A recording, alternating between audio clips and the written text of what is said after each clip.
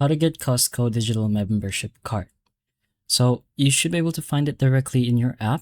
And once you are a member in Costco, you will be qualified for a membership card as well. And technically, to get this in a digital form is to get the Costco wholesale app or this app over here. You can go ahead to your Play Store and search for Costco wholesale, install the app, and pretty much just log in to your account. If you don't already have an account, you can create one, and then for whatever card you have, you can connect that specific card and it will pretty much just turn into the digital form as well. So if you're wondering, it will pretty much look something like this. As you can see over here, you have your Costco wallet, you're an executive member.